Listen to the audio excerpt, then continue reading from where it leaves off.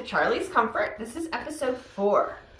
Wanted to get on today to show you what I'm working on, show you where I am, and tell you a little bit about one other thing that we're going to talk about, breast cancer. We're going to talk about it. First of all, I'm working on a cowl.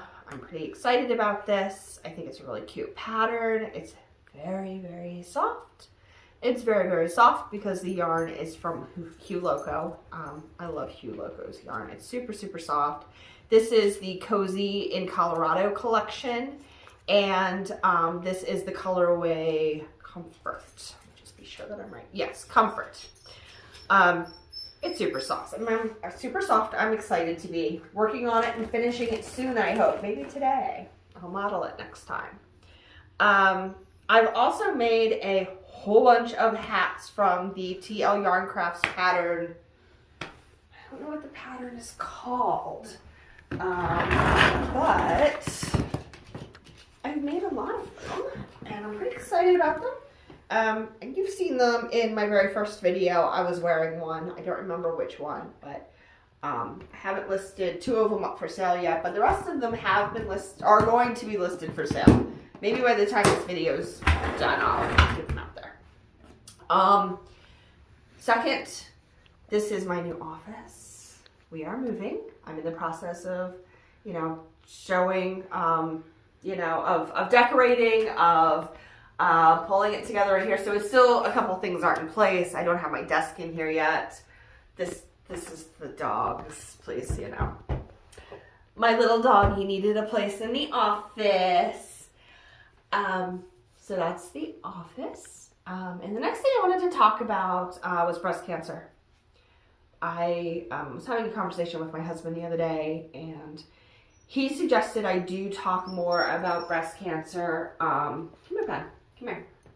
That I do talk more about breast cancer because I went to YouTube a lot when I had questions about things. And I went to YouTube before everything. Before I had my port put in, before I had biopsies. It didn't help a lot.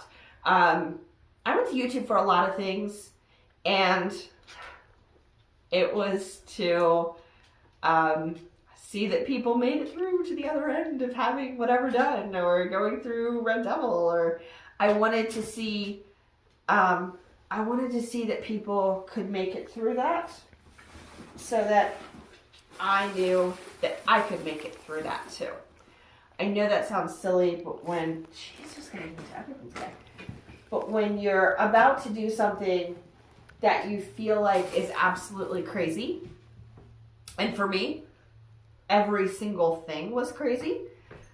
The medicine, the chemo, the port, it was all crazy to me. Like, who does this stuff? How did this happen to me? You feel very isolated and alone, so then you start thinking, how many times have the doctors done this? Which is all silly. 1 in 8 women, 1 in 8 get breast cancer.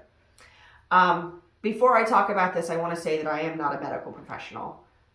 I can tell you my experience, my advice, tips, tricks, but I'm not a medical professional. So you do need to talk to your doctor about anything that you are looking to do or concerned about or whatever. So first of all, December of 2018, I found a lump up here. It was like a long cord of a blob. And it didn't feel like a lump. It felt like this long cord.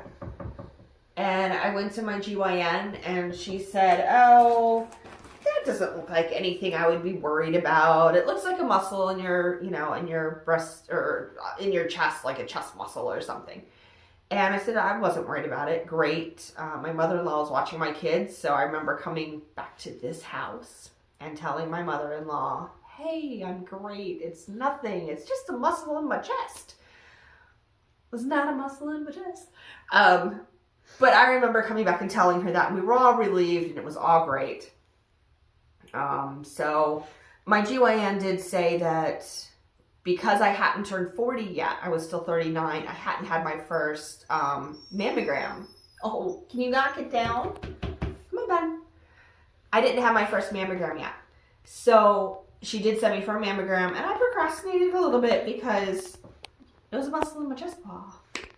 So I went and got the mammogram done end of January of 2019.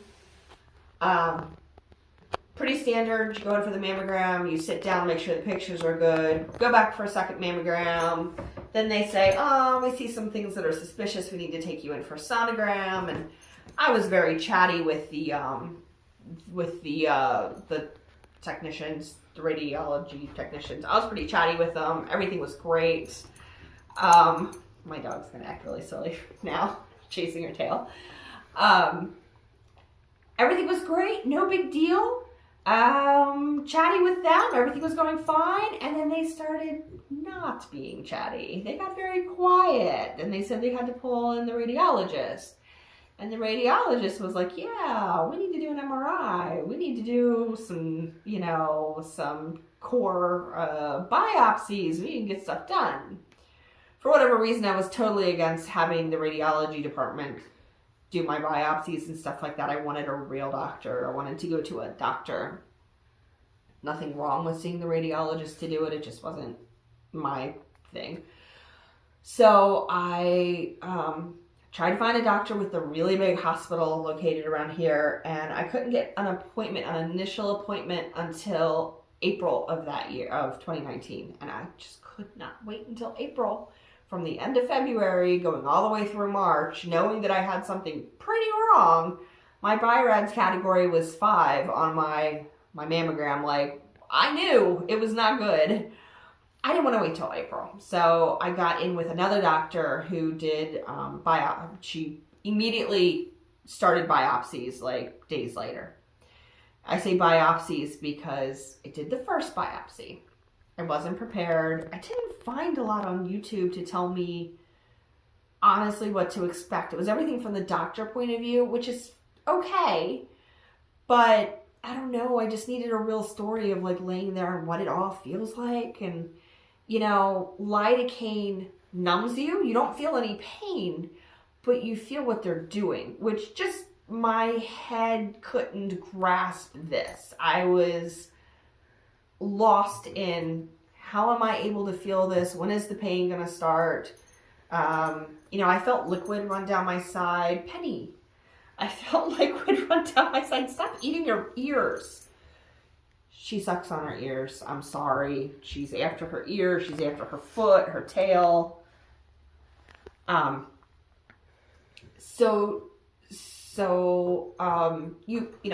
When they cut you to put the core machine in. You do feel something run down your side. My mind immediately went to, oh, I'm bleeding. I wasn't bleeding. It was probably whatever they used to clean my skin.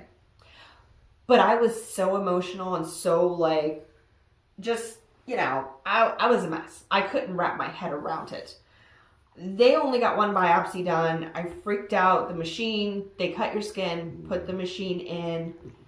The machine then makes a popping noise, and this thing rotates to collect the tissue. And I jumped when it made the popping noise, and I needed more coaching, I think.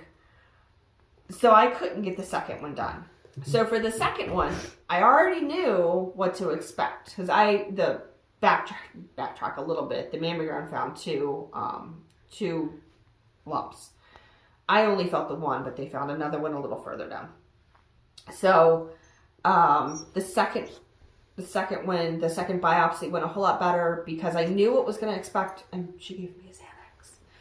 I was relaxed. It was a breeze. The second one was a piece of cake.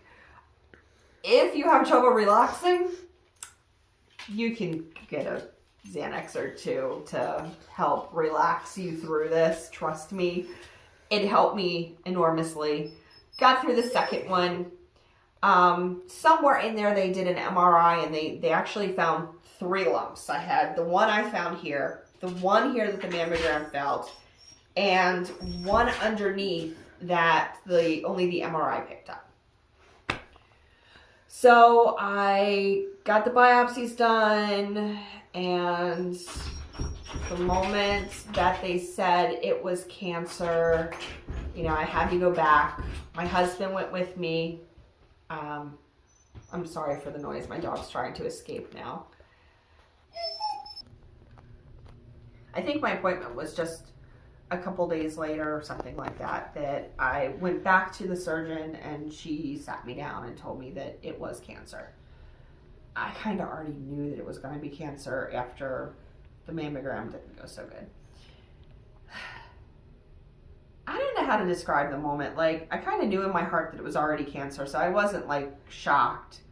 The hard thing was seeing my husband upset, and one of my best friends came with me, met us over there, and she started crying, and I started crying. I started crying when they started talking about my kids. The potential of my cancer to be genetic, and for my kids to have the gene. That flipped me out. Just didn't know that was possible. Like, I know a lot about things now. I know that it's possible now, but at that time, the whole cancer thing was pretty new. Like, I just didn't think both of my children would be at risk, and thank God, it came back that this is not genetic. I don't have family history. I don't have any of the genetics. I don't know why this happened to me. It just happened. So, I want to segment the breast cancer thing. I want to leave room for people to ask questions up until this far. If you have any questions for me about having the core biopsy procedure, I can answer them to the best of my ability. Please leave me comments with questions. I'm happy to talk about it. I'm going to make this a little part series, and the next part we're going to talk about, as we've already talked about the genetic testing, the biopsies, and finding out. We will talk about having the mammogram, my choice to do expanders and those decisions, and then starting chemo, of course. So I'm gonna stop this for now. I'm gonna leave room for questions. I'm gonna leave a little bit of time for questions, and then I will move on to talking about you know, a little further into my journey. So again, please like this video, subscribe. I'm still going to be talking about my crocheting. I will update on the room. I will do all those things still, but I do want to take the time to talk about my journey with breast cancer. So please subscribe, comment with questions, and I will see you soon. Thank you.